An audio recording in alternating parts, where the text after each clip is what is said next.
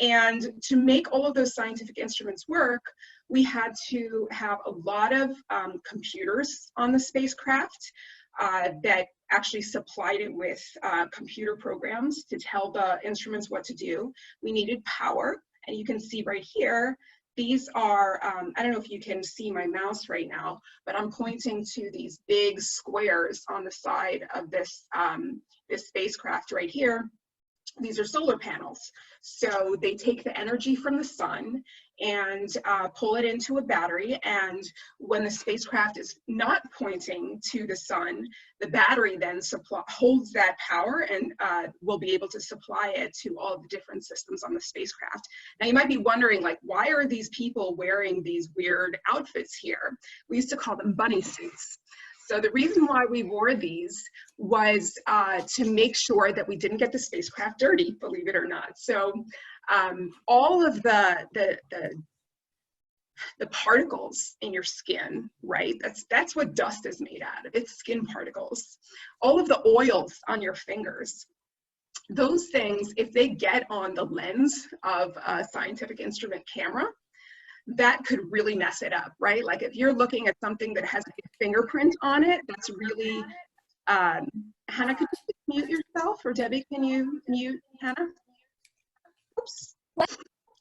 Thanks. So those things will all mess up the scientific measurements and even make it seem like there are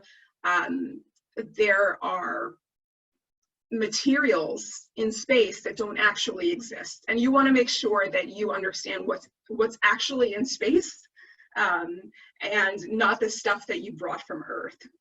So my biggest role was on this Mercury mission. We called it Messenger, which was an acronym for something. I'm not even remembering what it is right now. But in addition to being an integration and test engineer, just testing to see that everything was working well together, I was the lead electrical wiring designer.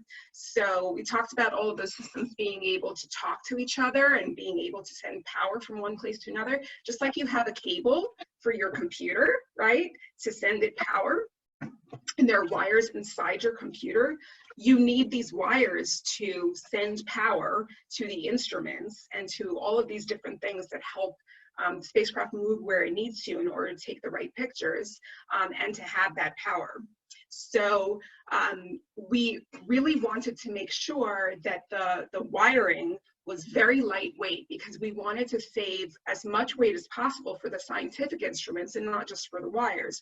So it was really an art to try and figure out like what types of wires and connectors would be super lightweight so that we could save as much of the mass as possible for the scientific instruments. And the reason for that, if you think about like a rocket when it's taking off, it has to do a lot of work to escape Earth's gravity. And so it needs to be as lightweight as possible. So that was why we tried to make it super, super small. I mean, if you look at this thing, it's really not much taller than a person. So we wanted to make sure that everything on here was as miniaturized as possible, including the wires, but really everything, the batteries, all of the different thrusters that help the spacecraft move where it needs to go, etc. So this is a picture that was taken on the day of the launch for the timed spacecraft. That was one of the, actually, hold on a second. No, this is Messenger. So I'll speak about Messenger in just a minute, but I wanted to talk first about the timed spacecraft. So that was the one that was launched to examine Earth's atmosphere and really to help understand about things like global warming. So in this picture, when this was the Mercury mission, I was at a remote operations center. So I was not anywhere near where the spacecraft was launching, but for the timed mission, I was out at Vandenberg Air Force Base in California. And I was, you know, with one or two other people maybe at the moment that the spacecraft was about to launch. And, you know, I put in the very last commands that I possibly could have to make sure that the spacecraft was healthy. And then me and my coworker just left the room and ran to the top of the building, to the roof, and watched as our own spacecraft in a rocket was actually launching overhead. And it was such an amazing experience. We were in the middle of nowhere and we were watching our own thing just go into space on this incredible scientific mission. So that was like a moment that I will absolutely never forget. This was also a moment that I will never forget when Messenger, which I had worked on for 4 years, was finally ready to launch. It was a labor of love, really, working on this spacecraft.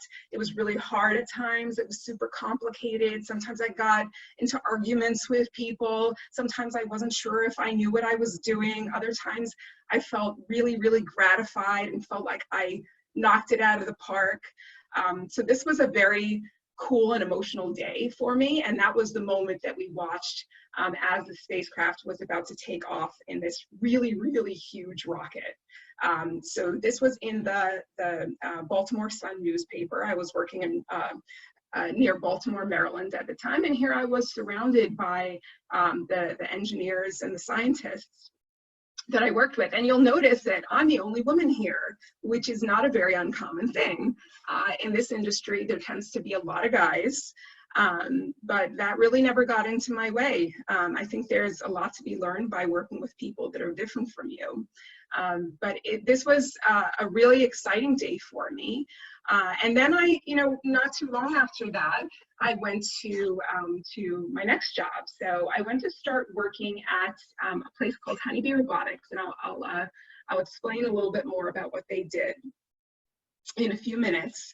Honeybee Robotics is a really, really small company in New York.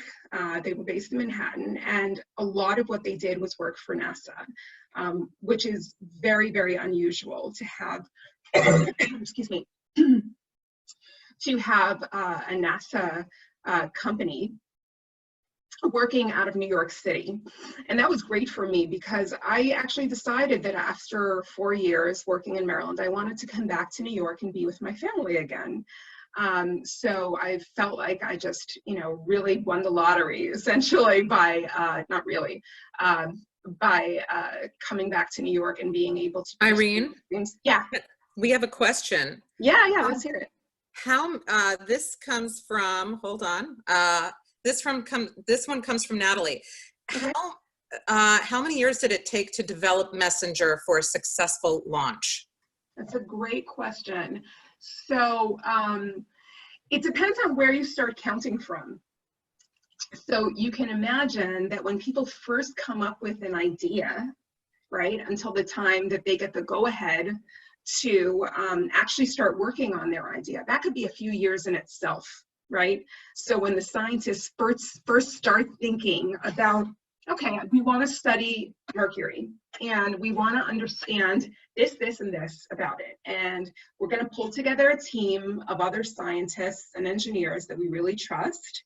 And we're going to put together a paper and we're going to submit it to the US government. And we're going to say, this is what we want to do. This is how much money we need and how much time that we need in order to accomplish this mission. And some people win and some people lose, right? I was working on, in my next job that I'll talk about, I worked on a lot of missions where we submitted an idea and we did not get funded for it. So we could not continue with it. So I would say from the time that you have an idea about a space mission until the time that it actually launches, it could be, 6, 7, 8, maybe even 10 years. It could be really a while. And the more complicated the mission, the longer it could possibly take. And not only that, then you have to think about the time that it takes to get to the planet. So this launch of Messenger was in 2004.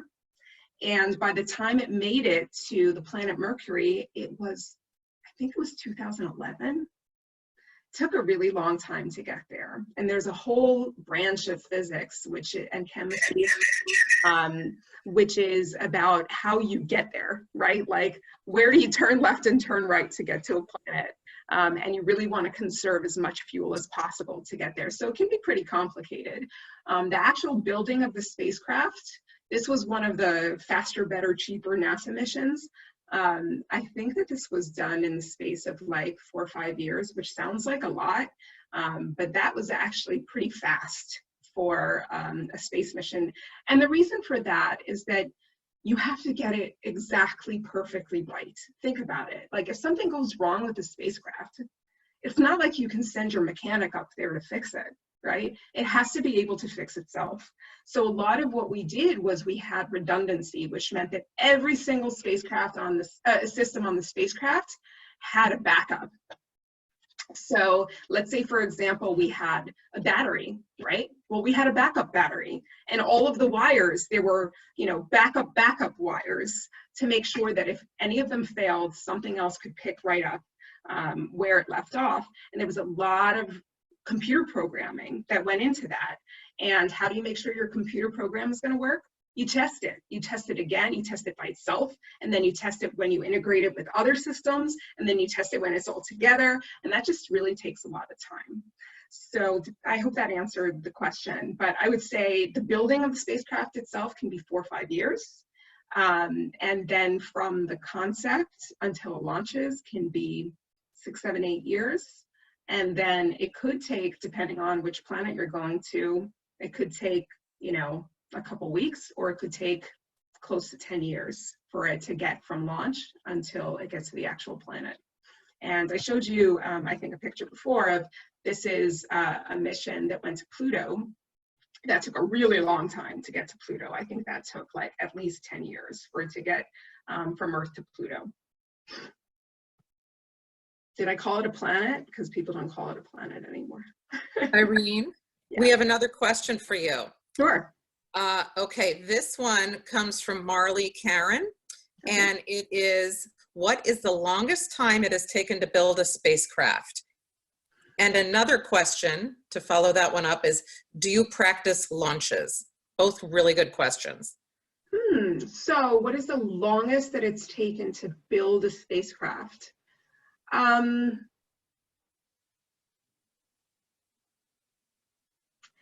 not sure offhand, because there have been so many spacecraft. There have been hundreds of spacecraft that have been launched into space. But I would say that it could take 10 years to build it. Some of them are really, really complicated. This company where I worked, I actually just found out that they're working on a new mission called Dragonfly. And it's going to one of the, I believe it's a moon of Saturn called Titan. It looks like it has a lot of the conditions where life could have been possible. And they're actually going to have a spacecraft that can kind of like touch down for a second and kind of hop from one place to another, and maybe even take samples of the soil on the planet. That is really, really, really, really complicated. And that should easily take like, 8, 9, 10 years to build. And it's really, really expensive. A mission like that could be at least over $1 billion. The mission to Mercury was $425 million. And I think we actually ended up going over budget. And that was considered a cheap space mission, believe it or not. And then, Debbie, remind me, what was the other question? The other question is, do you practice launches? Yes, again and again and again and again. We practice things a lot to make sure that we get it right. Because if we get it wrong, you don't really get second chances. And I can tell you, I'm not really that happy about it, but this very first spacecraft that I worked on, it launched properly, but then had to fire its engines in order to go into another orbit. Something went wrong. Something with the fuel, we don't know what it was exactly, went wrong, and this thing exploded. Okay, it's really, really hard to recover from a mess up like that, right? So, there's a lot of practice, a lot of work that you have to do to get this quite right. Is there any other questions that came up so far, Debbie? Nope, we're good. Carry on. These are great, great questions, guys. Keep it coming. It's really fun for me to hear your questions. Okay, so I was talking about the next job that I went Oh, to. Irene, there is Yes. another one. This one is from Hannah. Okay. How much money did they lose when it exploded? Well, lose, like how much money did they spend and then end up losing, because they didn't actually get any scientific measurements out of it. It was probably around $300 million, which is a lot of money. But there are so many benefits to space exploration for humans that you would never even imagine. And you guys can totally Google this. I don't even know all of these things by heart, but a lot of the work that's done in mammography, for example, for screening cancer, a lot of medicines, a lot of the things that are really, really small on Earth were built, those ideas started from space exploration. So you remember what I said, that spacecraft and all of the electronics, everything on it have to be super, super small, because you can't take that much when you're lifting off, right? You need to take as little as possible. So they had to learn how to do things like miniaturize electronics. And you know what? Like, now I have an iPhone. Look at that. It's so tiny. It used to be that a computer, which could do far less than my iPhone, would take up at least a whole room, right?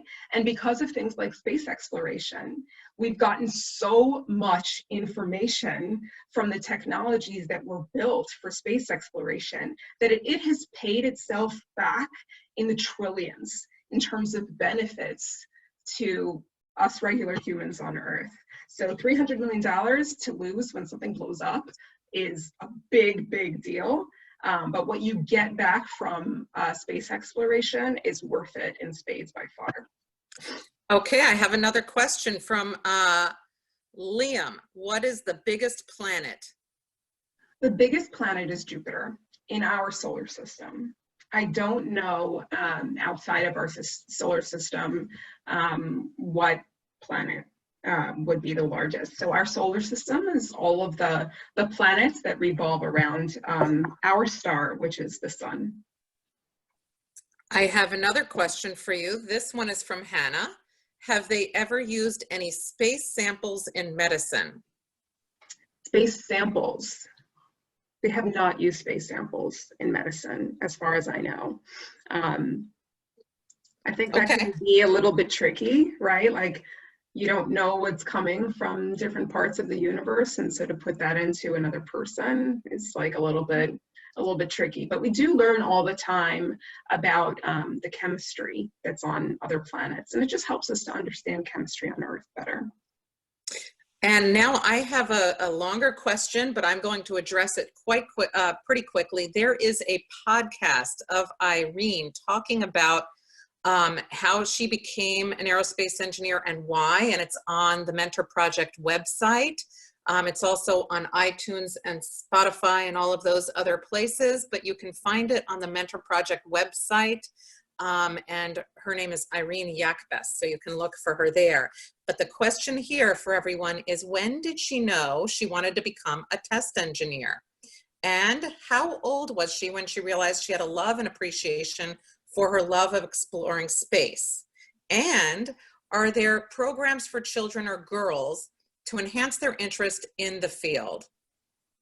Okay, that's a great question, and I'll try to talk through it pretty quickly because, as Debbie mentioned, there is a podcast where you can hear me talk about this some more, and also you can absolutely go to the website and click on the Ask a Mentor button and send me a message about this and any other questions. I would say that I first got interested in space when I was probably, I don't know, maybe like 8 years old. Something like that. Thought I would be an astronaut first, then realized that wasn't really in the cards for me. And then when I was 15 years old, I went to a local college and I heard some a panel of women speaking. It was called Women in Engineering. And for the first time, I heard one of the women say that she was an aerospace engineer. And I was like, what? So that brings together all these different branches of math and science and engineering for the purpose of aerodynamics and space exploration. And I thought to myself, well, if I can't be an astronaut, then I'm going to help enable space exploration by helping to be the person who brings in some technology. When I was about to graduate college, I didn't know exactly what I was going to do. I got 4 job offers, which was pretty awesome. And the one that I decided to pick was at this place called the Applied Physics Laboratory, and they built spacecraft. And the job that they had available for me was as an integration and test engineer. What was really cool about that was that it got me a chance to learn about all the different systems on the spacecraft. So that was cool because I got to learn a little bit about everything. It was very, very technology oriented. And I felt like one of the things that was missing for me was the science, the why behind all of this. Why are we exploring these other planets? What does it have to do with us as human beings? And so this will actually take me back into my presentation. When I decided to move back to New York and work for this company called Honeybee Robotics, the job was as a person who would write proposals to NASA and to some other places as well about missions that we wanted to be on or technology that we wanted to develop and why. And so Honeybee Robotics, a lot of what they did was in actual mechanical systems that could help identify what was on a planet. So before I even got there, Honeybee had built and launched a little tool called the rock abrasion tool that was on the end of an arm on a robotic rover that landed on Mars, called the Mars Exploration Rovers. Actually, there were 2 of them because they had that just-in-case backup. I want to mention, by the way, that all of the spacecraft that I had talked about up until this point, they never landed anywhere. They just orbited, or maybe even flew by a planet, and they kind of took pictures and measurements from afar. Whereas the things that I was working on at Honeybee Robotics were for missions that would actually land on a planet and either kind of hang out in one spot, but they could actually touch the surface and take really close-up pictures, or they could even drive around. So the rock abrasion tool was actually this almost like a little rock polishing device. So the arm would have this tool on it, and then it would go right up to a rock that looked interesting, based on, you know, what the other instruments said that it was made out of, or what the cameras showed the pictures look like. And then it would kind of like polish a hole in the rock, and then the instruments would look again under that. And the reason for that is because on Mars, everything is covered by this thick layer of dust. Okay, so everything on Mars looks exactly the same on the surface. They have these like dust storms all the time. And also, there's much less atmosphere on Mars than there is on Earth. And so the sun's radiation just kind of like kills everything on the surface. That UV radiation, it's so dangerous for our skin, right? That's why we have to put on sunscreen when we go outside in the sun. It really does a number on the surface of Mars. So when the rock abrasion tool actually polished off the rock, all of a sudden under that thick rind of dust, the rock looked totally different. So this company that I worked for, they actually did these mechanical systems, these electromechanical systems, because they have electrical and mechanical parts to allow them to like actually actively do stuff. And so when I was working there, they had all kinds of ideas. Like that was literally just the surface. They had these ideas to go, you know, meters, kilometers even below the surface of a planet to see what's underneath it. So people, you know, there's still some thoughts that on some of these planets, there might be these aquifers, meaning these underwater, underground areas of water, potentially even still on Mars, meters and meters below the surface. there could be these underground lakes, certainly on Titan and Enceladus, which are moons of Saturn and Jupiter. That's really interesting when you start talking about water. And I'll explain that now in a minute. So, Irene, yeah. Can I break in with another question? Yes, please. Okay, Jennings asks, do you have one big prediction for space research in the next 5 years? I wish that I did. Space research moves slower than I would like it to. That's because it just takes time to do a lot of this stuff, right? Like I mentioned, it takes time to build these things. It takes time to launch these things. And also, you know, because whenever there's a mistake, like there was on that Comet mission, the government gets really nervous about it and they start moving a lot more slowly with space exploration. So things with space exploration take time. So you have to be very patient with it.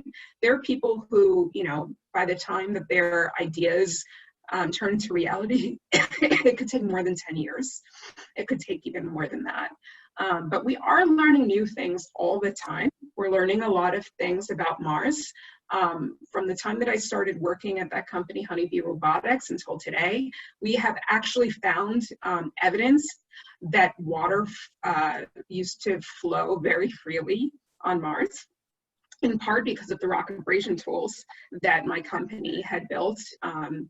And also, you know, as I mentioned before, these spacecraft, they have to be able to work on their own. So engineers just, they like engineer the heck out of these systems. So they have these backups and backups on backups. And so that mission, the Mars exploration rovers, was supposed to work for 90 days on Mars. It actually ended up working, at least one of the rovers ended up working for, I think, almost 15 years. So it was able to still roam around on Mars and do some experiments long after it was supposed to stop working.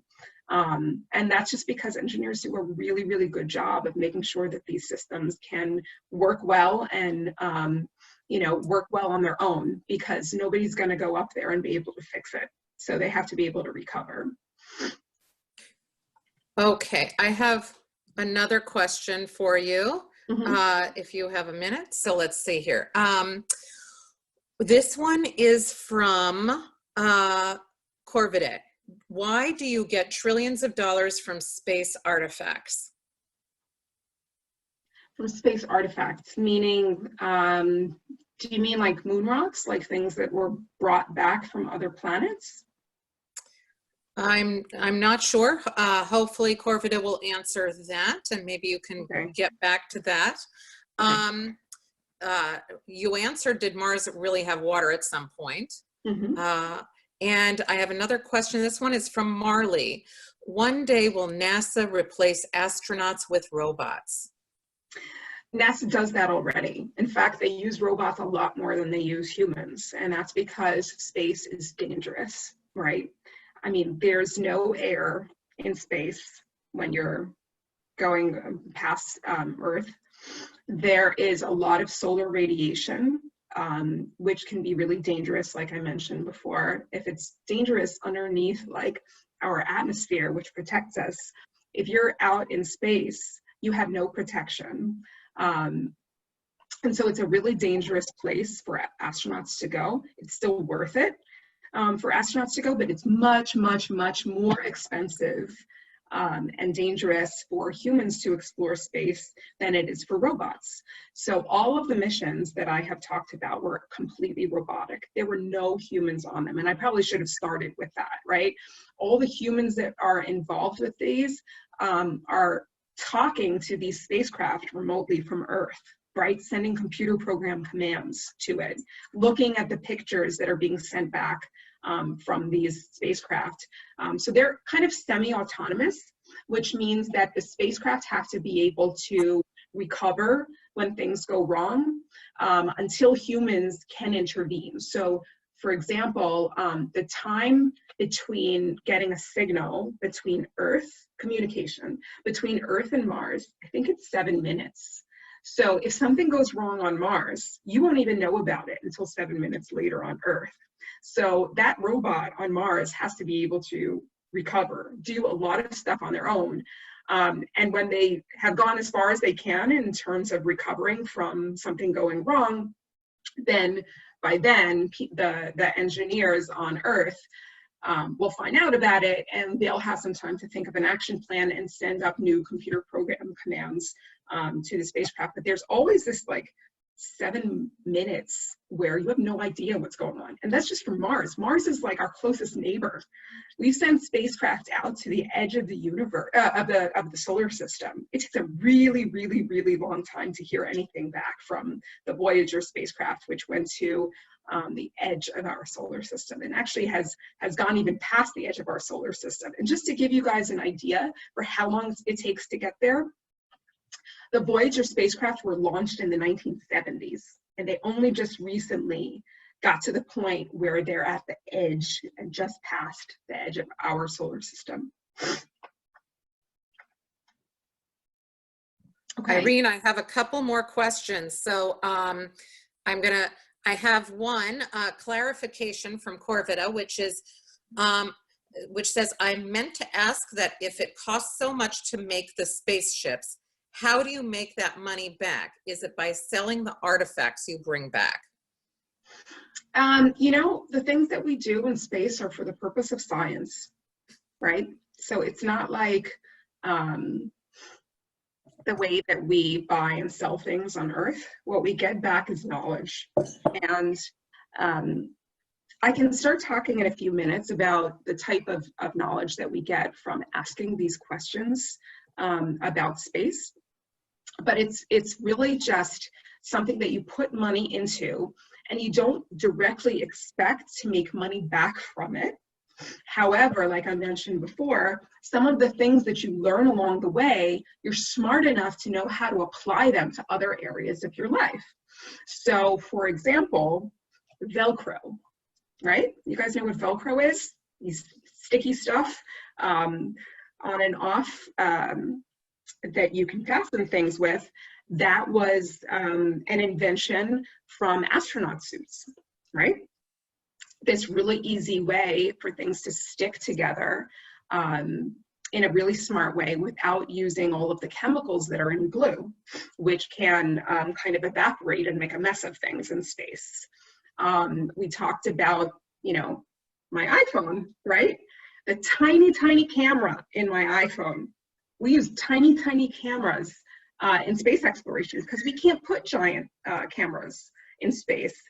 3D cameras, right? So that you can not just see like a 2D image of what's on Mars, but you can actually get an idea of what would it look like if you were on this other planet. These giant sand dunes or mountains or volcanoes that we've seen on Mars, it's so much more amazing that we can visualize that with really smart 3D type cameras. The stuff that's in your iPhone is so much smarter, or my iPhone is so much smarter than almost anything that we used to put in space. So when humans went to the moon in the 1960s and 70s, their computers were like not even close to the computing power that you have on your phone today. So all of the miniaturization technology that has been used for these tiny, especially the robotic spacecraft, have influenced economically the world by being ideas that you can transfer, technology that you can transfer to other applications here on Earth. Irene, I have another question for you. Could there be tardigrades in space, or could tardigrades survive in space? And perhaps you can give us a definition of what a tardigrade is. I don't know what a tardigrade is. That doesn't sound Okay. familiar to me. All right, you've stumped Irene, X. So I'm going to move to the next question. Are you currently working on any new projects out in space? And do you envision one day humans will live on a new planet? So, guys, you jumped ahead like 10 years in my experience, maybe more. I'm not working directly on space exploration at this point. Right now, what I'm doing is I work at IBM, which is a very, very famous computer company, and I work in their research division. And it's amazing. A lot of what they do is relevant to space, but also a lot of what they do is relevant to health. In fact, right now, they are actually thinking how they can apply some of their computing power to better understand all of the possible drug compounds that could be effective on COVID-19, right? They're also thinking about how can we adapt after all of this craziness that's happened over the last few days. How can the economy adapt? So they use computer simulations to help them better understand that. And we have a lot of people that are in healthcare and life sciences who are actually trying to model how the virus works. So I'm in a kind of another place right now, not working strictly on space work anymore, but working on things that are research related that are relevant to almost all of the problems that you can possibly imagine on Earth. Here's another question from a JCal member. How do you know when the spacecrafts reach the edge of the solar system? It sends you a signal. It sends you a signal back. And you can tell also by how long it took for the signal to come back. And you've programmed it to tell you when it's gotten where it's going. You do a lot of that programming in advance. And from Liam, how many rockets have been launched? I don't know how many rockets have been launched. It's probably been hundreds and hundreds of them.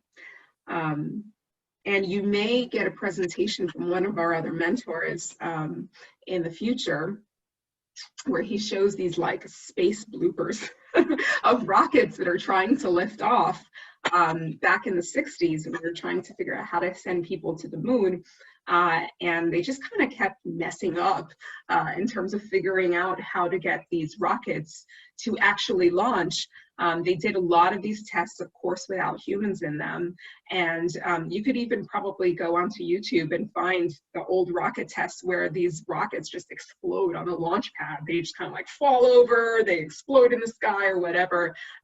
They lost a lot of money that way, but eventually they figured it out. So in science and technology, it's all about testing, testing, testing, because you almost never get it right the first time. And if any of you are into computer programming, you'll know that. You can never expect a computer program to work right the first time. So there's this whole part of computer programming called debugging.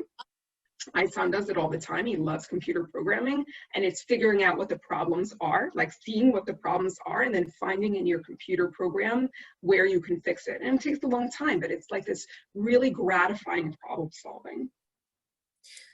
From H, has a spacecraft ever gone to a different solar system? Yeah, I think so.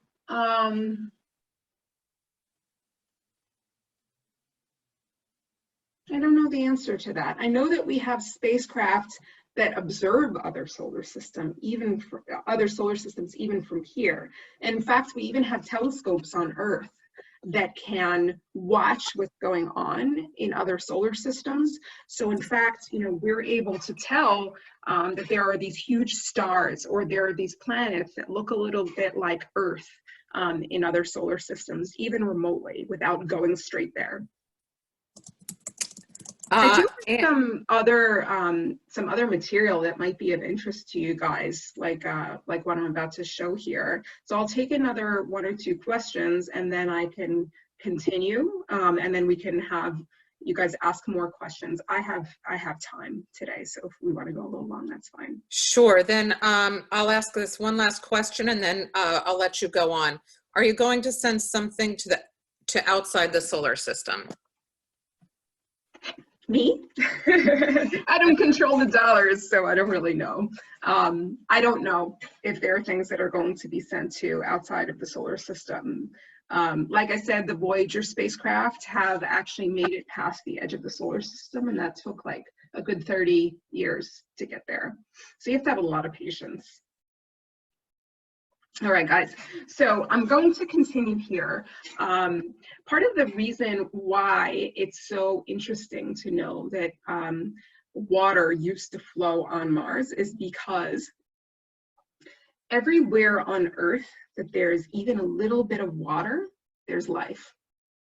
So if we know that, then maybe if there are places outside of Earth that have water, maybe there's a way that life ever existed on those planets. And that's really very interesting for us, because how did we get here? How did we go from this, amazing, cellular level to the smart, thinking, breathing, moving beings that we are here on Earth? It really helps us to better understand who we are and how we got here. So just as an example, life in the weirdest places on Earth. So there are these sea vents, there are Yellowstone hot springs. In Antarctica, there are these lakes underneath the glaciers. The sea vents, and the Atacama Desert, I'll talk about that in a minute. The sea vents, these are at the very, very, very bottom of the ocean. And they are these hot vents where all kinds of weird gases like methane, are able to escape. And it's crazy because there's absolutely no sunlight at the bottom of the ocean. The only reason why you see any light here is because there are cameras that are taking a picture and putting a flash on this. You would think that if there's absolutely no light, no way to have photosynthesis, no energy source, that nothing would be able to survive under that pressure at the bottom of the sea, where in fact, the area around these vents are teeming with all kinds of weird life. And you guys can look on YouTube, underwater sea vents, and you'll see that there's all kinds of weird plants and creatures that are growing around these things. So the Atacama Desert, so this is in Chile. It is really, really high elevation. So the sun, the radiation from the sun is incredibly, incredibly strong there. So it's dangerous, like I mentioned before, to humans. And it's incredibly dry. It's like dry as a bone. But when scientists go there, this is on Earth, when scientists go there and they turn rocks over, they see that there's all kinds of things living under these rocks off of the tiny, tiny bit of moisture that might remain, which the sun didn't manage to evaporate, that tiny bit of moisture on the backside of a rock. So that's amazing. In Antarctica, where it's freezing under the glaciers, anywhere that there's water on Earth, we found life. This guy on the upper right, I worked on some proposals with him. He's, I don't know if he still is, but back then he was a professor, Teles Onsad at Princeton University. He used to go down into mines, like actual mines where you get iron, or I don't know what they were mining down there, where you get all kinds of minerals. He went a mile down beneath the Earth's surface, and what he's looking at is these crazy little creatures that are able to survive even that far down where there's absolutely no light off of this tiny bit of moisture. We think that water arrived at Earth when the solar system was being formed, if you look on the lower right, by comets. So comets travel all over the solar system, and they're just these these rocks, not just rocks, they're these balls of dust and dirt and water, right?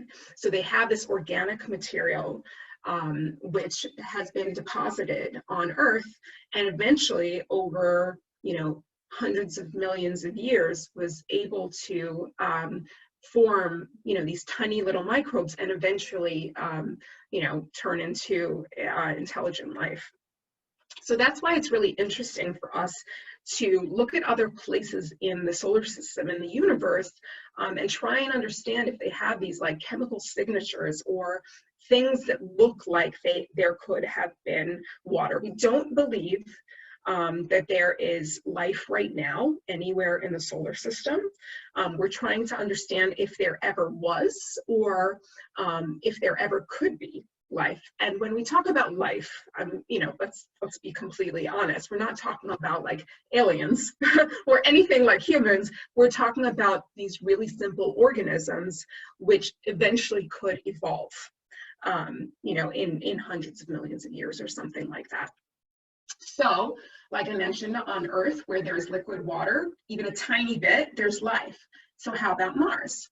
So, like I mentioned before, the rock abrasion tool on the Mars exploration rovers was able to find some evidence that there was large amounts of water that used to flow on Mars.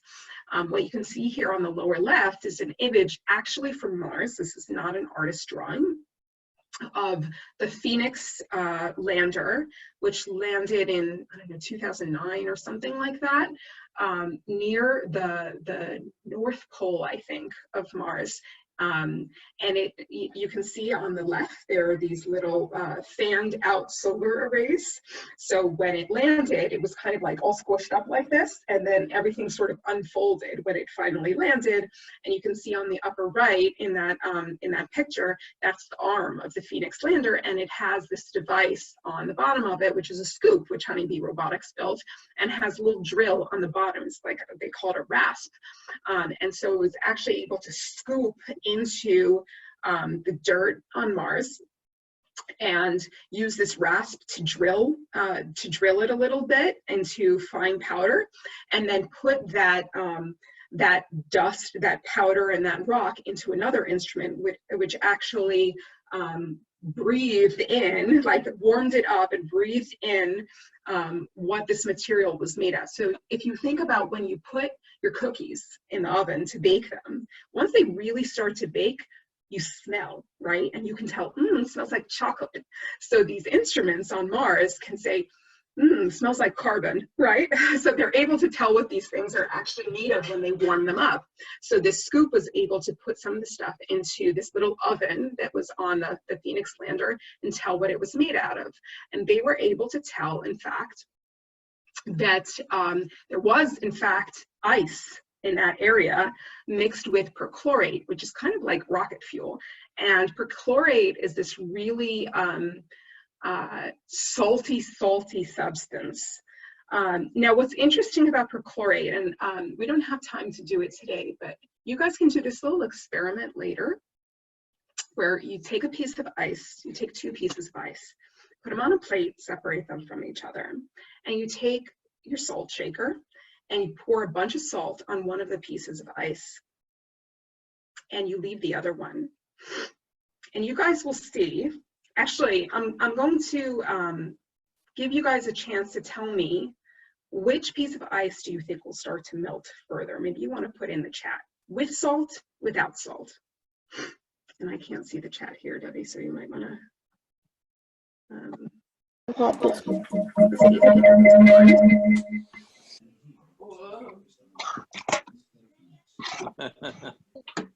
Let's see. Do I see the chat? Okay. I can see the chat. Okay, I can see the chat right now. Hello. Can you hear me? Hold on a second. Hello. There we go. Okay. So there's a, can you hear me? Yes. Yes. Okay. So there's a glitch on my computer so that I cannot unmute the way that I'd like to. So that just happened. I don't know what froze. But at any rate, so I can check the chat for you. And we're seeing one with salt and one without salt. All right, I'll give you guys another like 20 seconds. What do you think? And another with salt. Okay, so the question again was, you have 2 pieces of ice. You put salt on one of them. You don't put salt on the other. Which one melts faster? The one with salt or the one without salt? Give it another like 20 seconds or so. We've got another with salt.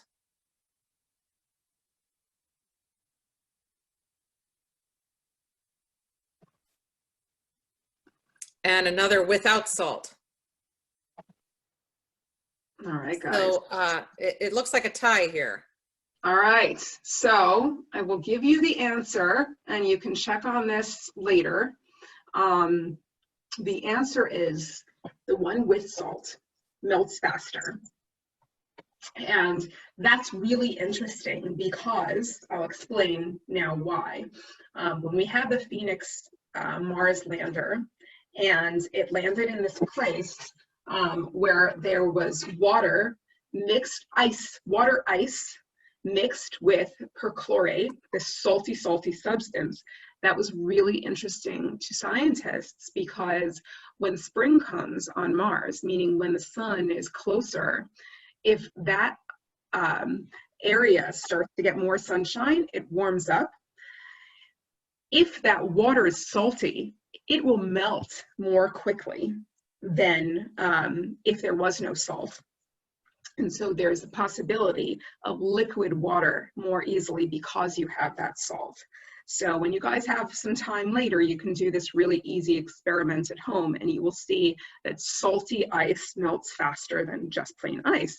And this image that you see in the middle is I guess it's the south pole of Mars, where there is this big pocket of ice. And that's because the sun doesn't shine very easily on the poles of a planet. So if there's any ice there, it doesn't easily evaporate. It could just stay in that ice state forever.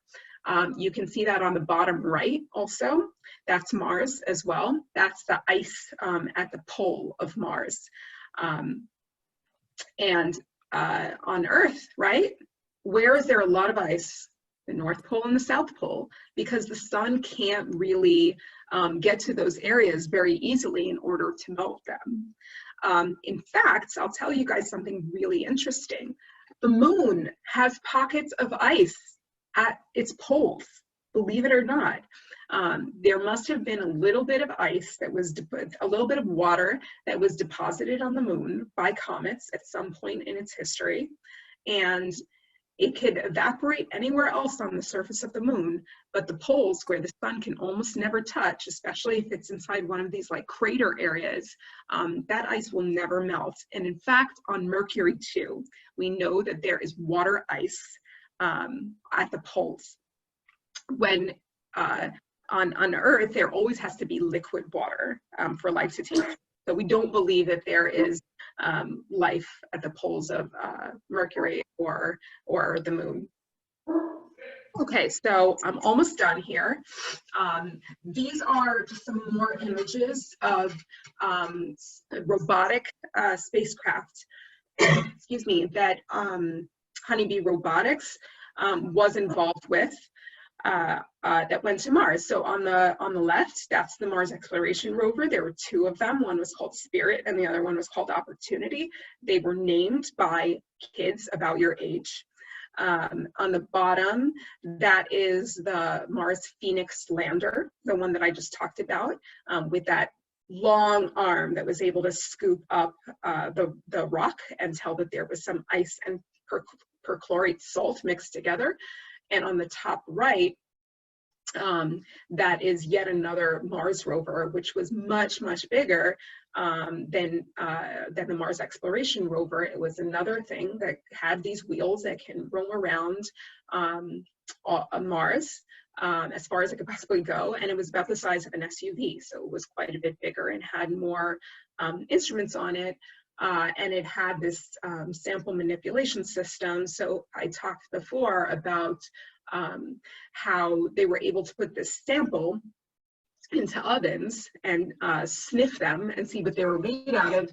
This system that Honeybee Robotics made had something like 37 sample cups. So they could take 37 samples and sniff them and tell what they were made out of. So this rover could just kind of roam around Mars and look at all different areas that are interesting, take samples, and then be able to tell what these different samples from different parts of Mars were made out of.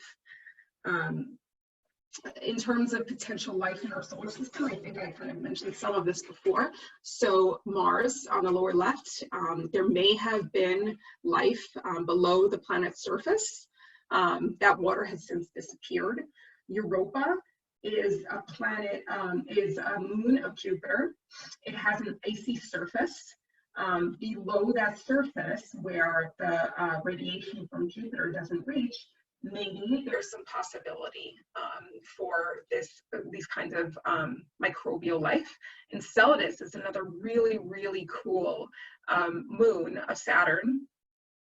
There is water below Saturn's moon surface. It's kilometers down. It's very, very hard to get down that far. And we know, though, that there are these vents, almost like little water volcanoes that are spewing material out of the south pole of Enceladus all the time. We're able to see this remotely using telescopes and other instruments on Earth. And also there was the Cassini spacecraft that went to Saturn, so got a little bit closer to Enceladus and could see that. And Titan, there was actually part of the Cassini mission to Saturn had this little spacecraft that was able to go down to the surface of Titan, and it has these lakes of methane. Methane is one of these greenhouse gases. And if you look at images of Titan, you'll see it's amazing. It has like these rivers and valleys and mountains and methane rain. So it looks like this alternate universe. And who knows what could have been on that planet, on that moon of Saturn. So that's what I have for today, guys. If you have some other questions, I'll take them now. I definitely have a little bit more time. Irene, I can't thank you enough for sharing this time with us. And I learned a lot. Every time I hear you speak, I learned something new. And a lot of it came from the really awesome questions that everybody has had.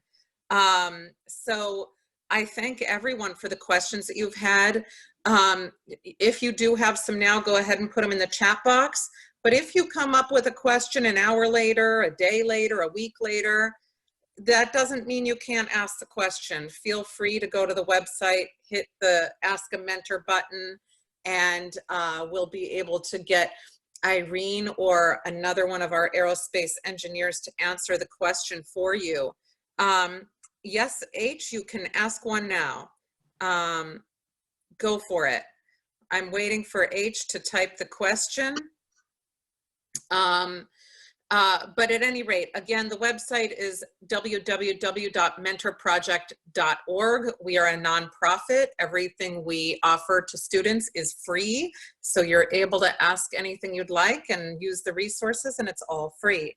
So I'm just waiting a little longer to see if H, you know what, maybe I missed H's question up above. So let me just scroll up and see, because I very well could have. Aha, yes. Has a spacecraft ever, no, we answered that. You answered that one. H, do you have a new, yes. Since there is a virus, what is happening to the astronauts in space? That's for you, Irene, from H. Well, the astronauts in space, if there are any astronauts right now, and there probably are, would be on the International Space Station. And assuming that they have been on the International Space Station since before the virus broke out, they're very well protected because they're not near anyone else who may be a carrier of the virus. So they're in probably the safest position of everyone. Yes, we're able to actually feel their a little bit of what they're going through with all this quarantine that's happening. So another question from Keely. Pluto, I thought it was a planet again. Poor Pluto, identity crisis late in life. I love it. I don't know if it's a planet again. I think there's been some back and forth on that, but the last that I heard, the International Astronautics Conference declared around the year 2000 or so, that it was just didn't have the characteristics of a planet. It was actually too small. So I guess now it is identifying itself as a planet, is what I'm hearing. So I don't know. We'll have to research that, and we can get back to that. But Keely may know the answer to that. I don't know. But at any rate, that is a good thing for us to research and take a look at. Another one. Do you think that there were fish on Mars a long time ago? We don't have any, excuse me, any evidence of that. I think, part of it is that we have to be very just thoughtful of every instrument that we put on Mars. And so far as I know, maybe things have changed in the last couple of years, there haven't been instruments that have been put on Mars that can detect actual life, like DNA or anything like that. They have been able to detect what are the materials. So are there organic materials? Is there water? But certainly none of the images that we have gotten are very clearly fossils or anything like that. Keely notes that in fact Pluto just self-identifies as a planet. So okay, so I guess I don't know how a planet would self-identify, but so I am not seeing new questions. If anyone has a new question, feel free to put it in the next minute or so, and then we'll go ahead and wrap this up. And I want to just thank everyone who came on today. Any feedback that you can give us is welcome. We do have one question that just came in. When will they go to Mars? Humans, I'm guessing that's the question. It's a very good question. It's a really, really complicated technology challenge. So being able to get there with all of the supplies that you need for humans, it takes at a minimum, I think, 7.5 months in order to get to Mars. And so think about all of the food and the oxygen that you would need to sustain astronauts. I mentioned before that just to carry all of that stuff is really, really hard. And using the amount of fuel that you need, that makes it a very difficult technology challenge. And even more difficult than that is returning the people from Mars. So escaping the gravity of Mars, you need even more fuel to be able to come back. That being said, it is something that NASA has been slowly thinking about and working on over time, not an actual planned mission. However, you guys might have heard about Elon Musk, who is the billionaire from PayPal. That was his company.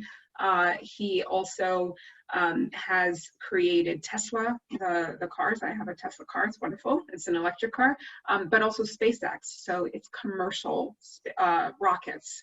So not from NASA, not from the government. It's completely private enterprise. And they do, even today, launch rockets into Earth orbit. And Elon Musk does have a goal of being able to launch humans into orbit and eventually to Mars. They're working on it. I don't know when the plan is quite yet, but it's definitely been a goal of scientists and technologists for quite a while, and I hope that we'll be able to see that at some point. So it's a very good question. Thank you. And thank you for all of your questions. They're really wonderful, and I hope that you were able to get something out of it. I hope that it's also helped you to be more curious, because that's what it's all about. To be a scientist or a technologist is just to be curious, ask questions, and you're so lucky that you can look things up on the internet. Make sure you're looking at sources that can be trusted. There's a lot of garbage on the internet, but try and find things that seem like they're accurate. And if you're not sure whether you're looking at a site that can be trusted, you can always ask me on the Ask a Mentor page. So keys are: be curious, work really, really hard. This stuff is hard. It's a lot of math. a lot of getting things wrong and being able to pick yourself back up again. And everything builds on one another. So just be curious and work really hard. And you can do these things. There are opportunities out there. Thank you, Irene. And one last thing, do you have a social media they can follow? Oh, you can follow me on LinkedIn. I don't really post on there too much, but I can try and post some more. I have not been on Facebook or Instagram for a little while because personally, I feel like there's a lot of things that are on Facebook that I can't always believe. So I try to stay away from it a little bit, but LinkedIn is a really cool professional social network where I learn about new things all the time. But you can also follow the Mentor Project. We post some interesting articles there from time to time, podcasts, and that you can find certainly on Facebook, on LinkedIn, I think Instagram also. Debbie, is there anything else that I'm missing for our We're social also media? on Twitter. We're also on Twitter, and Irene, her information does get out there as well, but her personal is LinkedIn. But you can find Irene anywhere on any of the Mentor Project social media sites, which Irene just mentioned. We're across the board on everything. So thank you to everyone, and thank you, Irene, for picking this up and within like a day and agreeing to do this for us. We really appreciate it. And so to anyone else, please feel free to reach out to me or to Irene if you have questions for Irene, and any feedback would be welcome. Thanks so much, guys. I'm going to end it now. Okay, Take bye-bye. Be well.